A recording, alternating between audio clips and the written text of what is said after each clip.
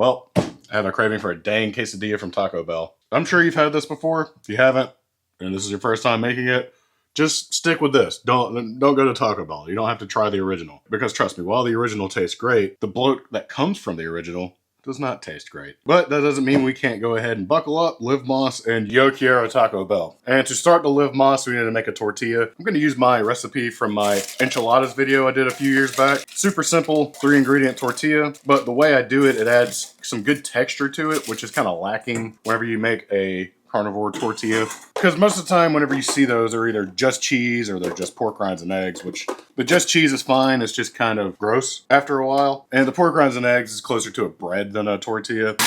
But with this recipe, I find that you get a bit of a better chew as well as a bit of a better crisp to it. So this is 3 ounces of pork rinds. I'm going to add in 3 eggs.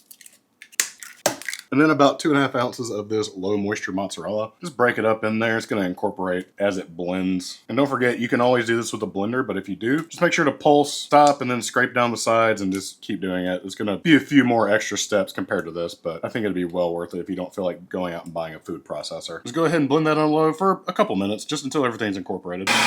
Or until you see this giant dough ball start to form. Should look a bit like that. You'll have some extra left in the bottom, but that's fine. Let's go ahead and get this out of the food processor and into a bowl so we can see what we're working with. It should feel pretty doughy, actually. It'll be sticky to the touch. This should actually make a few smaller tortillas. I'd say about 3 smaller tortillas. Or what I'm going for is 1 really big tortilla. Because every time I've seen the Taco Bell quesadilla, I realize, oh, I'm eating like 7 tortillas worth of tortilla in 1 tortilla. How many times can I say tortilla? But just to give you a better idea of what it should look like, it should be a bit like this. Kind of tacky, sticking to your fingers a little bit. Should be easily malleable. But what we need to do now is take this and get a parchment lined baking sheet or one of these silicone lined baking sheets. This works too. I'm gonna get this in the center. As you can see, mine has like a nice circular thing to it. I'm gonna go ahead and get this kind of pressed out to a general circle so it makes it easier when I take my other sheet of parchment, or in my case, a Ziploc bag, and press it out. I wanna get it very, very thin because there's enough cheese in this to where I can get it a lot thinner than normal that it will melt and will hold together. But there's also not so much cheese that it makes it like way too heavy. You can make giant tortillas with cheese if you'd like to. The biggest problem I see with that is that the amount of fat that comes off of that makes it kind of unpleasant to eat after the first couple of bites. But you know, if you're fine with that, feel free to do that. I find these to be a little more pleasant. The only problem is shaping them is a little more difficult than, you know, just pouring some shredded cheese onto this thing, but this usually turns out worth it for me in the end.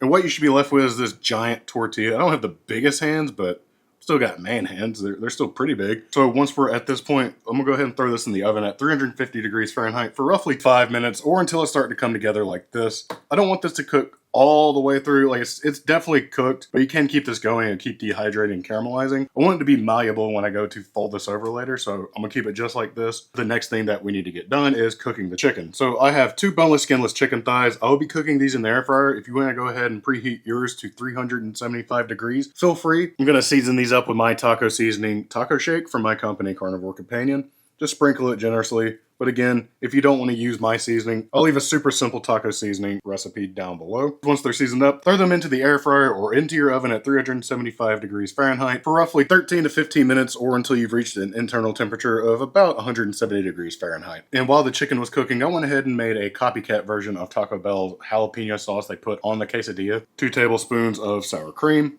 2 tablespoons of avocado oil mayo, 2 teaspoons of some pickled jalapeno juice, if I can get it out of there. Oh yeah, there we go. The cheek of 1 lime. And follow that up with a couple teaspoons of taco seasoning of your choice. Let's give that a mix. It should be looking a bit like this. You want to let this rest for at least 10 minutes to let all these flavors marry. It'd be much better at a half hour or even longer, honestly. But if you're impatient, don't feel like you have to wait. It's still pretty good already. And for the final step, I'm going to be taking a gamble at doing this. If you don't want to do this part, you could stop where I was with the tortilla being cooked, put your cheese on it, throw it back in the oven, put your chicken and sauce on it. You're probably good. But I want to know, can I get this tortilla to look like the quesadilla, at least similar to the one from Taco Bell? So what I'm going to be doing is putting some butter into a pan that is set over medium heat because I'm worried about it sticking. Get that distributed evenly. I'll take my tortilla, and I'm going to use the rough side down because I feel like it'd probably work a little bit better on that side. And I'll take some cheddar jack, throw it on 1/2, place my chicken along that as well, and then hit that with some sauce. Kind of let it do its thing for a second because it's toasting on one side. I hope it's doing that. I hope it's just not sticking like crazy. But I do these experiments for you because I want you to have a good end product, because I would also like a good end product, but I'm scared. I'm scared. I don't think it's sticking yet. No, it is not. Okay. So once that's there, I'm going to go ahead and take it, fold it over, and it is starting to toast up a bit. I think the hardest part about this is going to be trying to flip this. And if it starts smoking a lot, just turn it down to about medium low. And I wanted to do this just until the cheese is melted, and I'm just going to leave it like this. I'm not even going to try to flip it because I already know it's just going to end a disaster. So it looks like it's not sticking. If you want to do this, I suggest using a well-seasoned pan like this. I don't think this part's absolutely necessary, but let's go ahead and get this plated up and finally give it a taste. Cheers. Go ahead and get any extra sauce and just dip it, because holy shit, that sauce is good. I highly suggest you crisping it up in the pan. Can you hear that?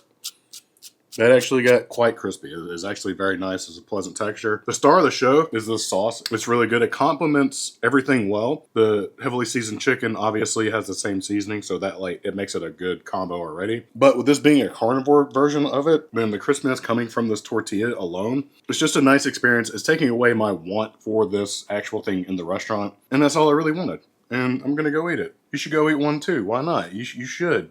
It's good. It's good to do things sometimes.